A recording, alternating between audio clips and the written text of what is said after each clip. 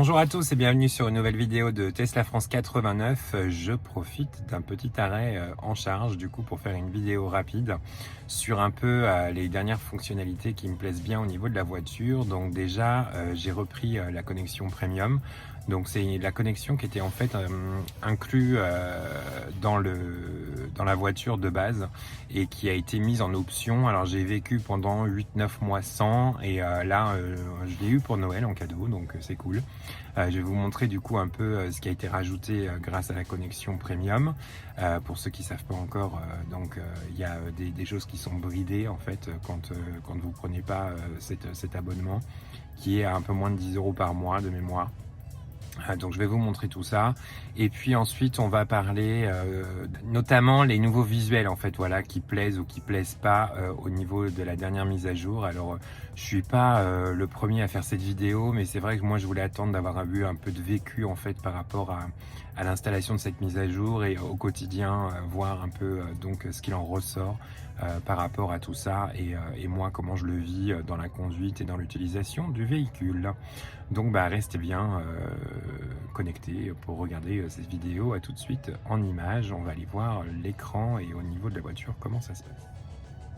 Alors du coup, donc pour la connexion premium, déjà on a récupéré le Spotify, donc qui est en fait l'intégration de Spotify, donc pour pouvoir streamer de la musique directement au niveau de la voiture. Donc sans ça, il fallait pendant le moment où j'avais pas en fait cette connexion, j'utilisais la connexion de mon téléphone pour pouvoir en fait envoyer en Bluetooth la musique. Vous voyez là on a téléphone, donc si votre téléphone est connecté, vous pouvez envoyer la musique directement. Donc j'utilisais Spotify sur mon téléphone pour l'envoyer. C'est vrai que c'est quand même cool de l'avoir directement intégré comme ça. Donc là, même sans partager ma connexion ou comment envoyer la musique via le Bluetooth, via mon téléphone, là la voiture est connectée sur internet parce que vous savez qu'elle a une puce, donc elle est connectée en 3G là pour le coup, mais des fois on a même la 4G. Et donc on a des services comme ça qui sont directement disponibles. Donc avec les récents, donc ce qu'on a écouté il n'y a pas longtemps, j'avais besoin d'un peu de soleil, je me suis mis du Shakira. En plus, du coup, les chansons qu'on préfère, il y a aussi les artistes qu'on écoute souvent, donc voilà, donc moi ce que j'écoute souvent, Angus et Julia Stone et Born, j'adore. Au niveau des albums aussi, voilà, qu'on écoute récemment, et donc c'est assez cool. Il y a la page d'accueil aussi, donc alors ça reprend un peu du coup des suggestions ou des choses comme ça. Il y a aussi pas mal de podcasts, donc il y a des gens qui écoutent pas mal de podcasts, donc moi j'écoute des trucs américains, des stations d'infos aux États-Unis. Donc voilà, on a aussi une fonction recherche ici, donc on peut lancer une recherche et du coup retrouver tout ce qu'on trouve sur Spotify. Donc là, c'est vraiment l'intérêt pour moi d'avoir cette intégration, c'est que c'est bon, c'est tout clean et tout. Puis bon, encore une fois, c'est vrai que moi, ce que j'adore dans cette voiture, c'est le système sono qui est vraiment hyper performant. Et donc voilà, ça me plaît d'avoir cette intégration. Deuxième exemple aussi, on a l'intégration du coup dans l'onglet divertissement. Donc ça, c'est quand vous êtes en parking, en fait, on peut utiliser Netflix, YouTube, Twitch, ou des tutos Tesla, mais bon, ils sont bien moins bien que les miens.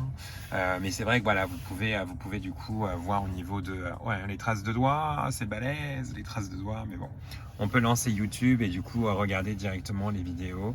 Et puis d'ailleurs, c'est dans le même endroit qu'on a aussi les jeux auxquels je ne joue jamais. Je suis pas assez souvent garé dans ma voiture. Donc là, c'est vraiment pour moi les deux choses qui étaient les plus importantes, c'est vraiment Spotify. Et puis après, donc tout ce qui est vidéo sur ça. Et la dernière chose qui était importante pour moi, c'est le trafic en fait.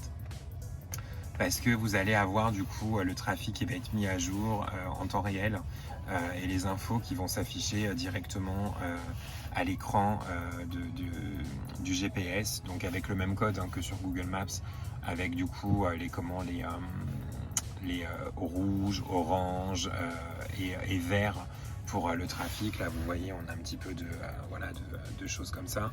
Et puis aussi ça c'était moins important pour moi, mais c'est le retour de la visibilité satellite en fait au niveau du GPS. Donc plutôt que d'afficher la carte standard, on peut basculer sur le satellite. Voilà, bon visiblement là j'ai pas beaucoup de réseau, donc je ne sais pas pourquoi, mais oui voilà, donc ça s'affiche lentement. Mais là je suis en charge en fait à côté de chez moi et visiblement c'est pas le top au niveau du réseau. Et puis il y a de la neige en plus en ce moment, je sais pas si vous... Voilà. Mais c'est peut-être pas non plus terrible pour tout ce qui est réseau en ce moment, même si j'imagine que ceux qui habitent à la montagne sont bien habitués et doivent bien rigoler de nous voir galérer avec notre réseau, pardon.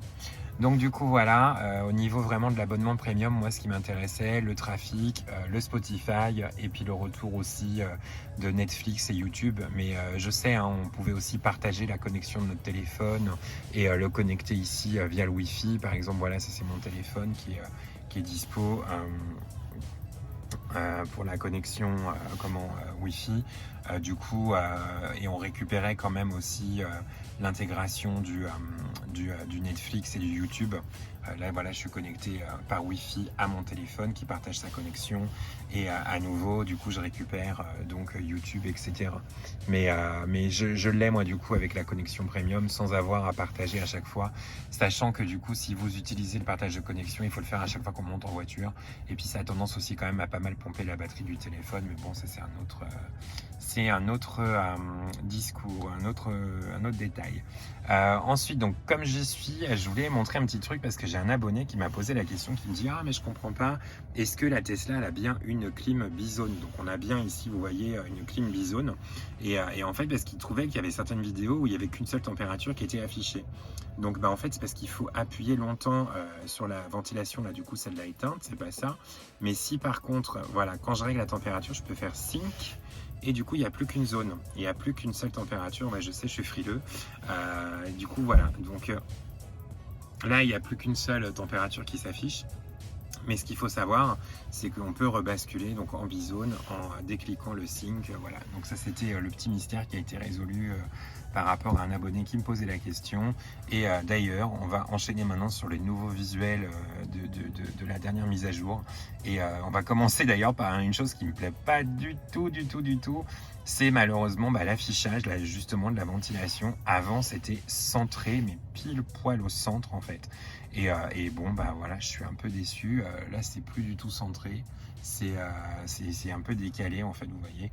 Donc ça m'a beaucoup contrarié au début, je le remarque de moins en moins, mais c'est vrai quand même que c'est quelque chose qui m'a un peu gêné au début, je vous l'avoue. Vous allez peut-être trouver que je chipote, mais c'est vrai que ça c'est un peu dommage. L'autre chose aussi assez dommage je trouve, c'est le GPS qui est vraiment, du coup il y a eu cette zone là en fait qui a été beaucoup augmentée, et le GPS du coup a été un peu rétréci. Alors Elon Musk a tweeté le fait qu'ils allaient du coup revoir pour nous permettre de choisir en fait plusieurs types d'affichage pour qu'on puisse voilà un peu customiser le truc. Moi ça me plaît pas beaucoup le fait que ce soit comme ça, je préférais avoir plus de visuels du GPS. Et alors dernière chose qui me plaît pas, après on va aller sur les trucs qui me plaisent un peu plus. Avant-dernière chose, mais voilà, c'est donc le visuel de la voiture. Avant on l'avait vu du dessus avec le coffre avant là et le coffre arrière ici, ce qui reprenait la logique du coup de la voiture. Le coffre avant était à l'avant du visuel et le coffre arrière était à l'arrière. Et là en fait, si je suis peut-être un peu trop blonde, hein, mais c'est vrai que du coup pour moi c'est le contraire maintenant. L'avant de la voiture il est en bas et l'arrière de la voiture, quand je vais ouvrir le coffre, il est en haut. Donc c'est un peu voilà, ça m'a décontenancé au début, ça m'a un peu perturbé. Du coup bon, je pense que c'est un coup à prendre et que je vais m'habituer.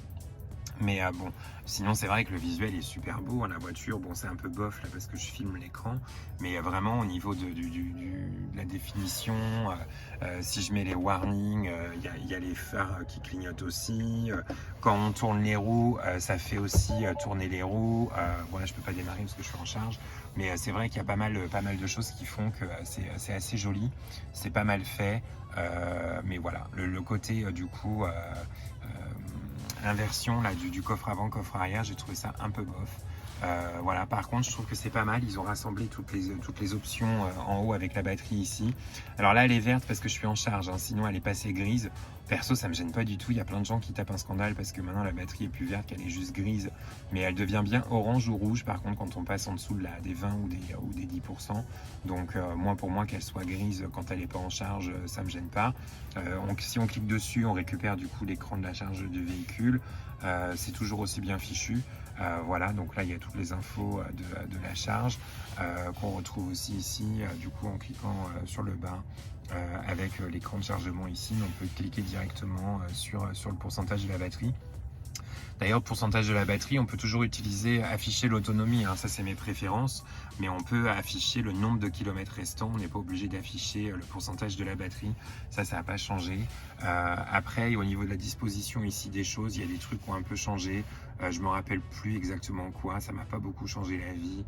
Une chose que j'aime pas trop, c'est cette histoire d'essuie-glace en fait automatique qui est pour moi un peu feignant encore, et ils n'ont pas amélioré la gestion de ce truc avec la mise à jour. Franchement pour moi ça c'est vachement plus important que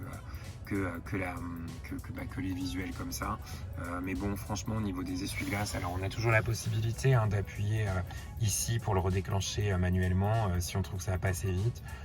J'avais lu, entendu qu'elle était censée du coup apprendre que on n'était pas content qu'on appuyait souvent, et du coup d'améliorer le auto. Bon, moi ça fait 2 ans que j'ai la voiture, ça fait 1 an qu'on a cette histoire d'essuie-glace automatique. Moi ça m'a jamais convenu en fait, hein. Donc j'appuie souvent sur le bouton sur le côté et je râle contre ma voiture. Mais voilà, donc voilà au niveau des mises à jour un peu ce que j'ai repéré. Je vais vous montrer aussi quand on la démarre, mais du coup là je vais quitter la charge pour vous montrer un peu comment ça se passe quand on la démarre, pour du coup voir les visuels ici, parce qu'il y a eu pas mal de changements et des changements que moi je trouve pas mal. Donc on va vous montrer tout ça tout de suite. Voilà, du coup, donc là j'ai quitté la charge, donc vous voyez le petit logo il est gris à nouveau parce que je suis plus en charge, et donc ce que je voulais vous montrer c'est donc tout ce qui a été regroupé là sur le côté, et donc notamment la vitesse en fait qui est ici. Donc là je suis en P, je suis en parking, et donc si je passe en drive ici, du coup c'est le D qui devient gris, et honnêtement je trouve que c'est même là la marche arrière, c'est en fait il y a très peu de contraste. Je sais pas si ça rend bien à l'écran entre le P, le R et le N et le D, et du coup c'est pas très clair de voir ce qui est activé, et ça me gêne un petit peu. Bon maintenant ouais, des fois je me demande si je suis en marche arrière. Alors quand on est en marche arrière, effectivement il y a la caméra qui se met en route, mais c'était beaucoup plus visible en fait avant. La vitesse a été diminuée au niveau de la time, alors je suis pas du tout gêné en fait, c'est vraiment, regardez, c'est juste à côté du volant, donc on voit quand même vachement bien la vitesse à laquelle on roule, et puis le panneau 50, donc ça c'est la limite, je suis en ville, mais voilà, au niveau de l'autopilote, il y a tout qui vient s'insérer ici quoi, au niveau des fonctions de l'autopilote. Donc on a tout cet espace là qui est complètement vide, qui représente juste la voiture en fait, le visuel du véhicule. Je sais pas si c'est vraiment hyper intéressant. Bon, c'est peut-être des avances sur le full self-driving, et du coup ils veulent augmenter le visuel du véhicule sur l'écran, mais bon, je suis pas hyper convaincu du fait que ce soit si opportun. Vous voyez un peu ce gros visuel quoi. Voilà, donc et dernière chose hyper positive, donc si je mets par exemple le GPS en route, on a donc les infos de GPS qui sont ici, donc avec les prochaines étapes, les prochaines choses à faire. Donc voilà, donc il ne faut pas que je roule vite parce que j'ai plus beaucoup de batterie, mais c'est pas grave, je n'y vais pas vraiment. Mais du coup, si je passe en plein écran sur le Spotify, et ben ça va du coup me mettre les infos du GPS, vous voyez maintenant sur cette partie là. Donc ça c'est vraiment top, parce que c'est vrai qu'avant du coup on voyait plus le GPS. Si moi j'avais le passager qui cherchait par exemple des trucs pour la musique et tout ça, moi ça me cachait le GPS, et franchement je suis hyper stressé avec le GPS. Et donc là c'était cool parce que maintenant il y a donc ces infos qui sont sur cette partie de l'écran qui basculent de ce côté là quand on n'a plus cet écran qui est dispo.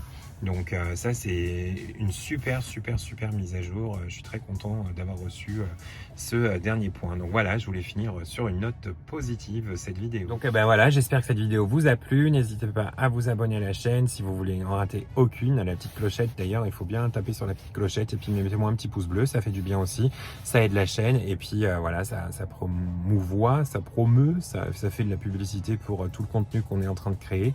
Et puis si ça vous a plu, n'hésitez pas. À bientôt pour une nouvelle vidéo. Salut. Ciao.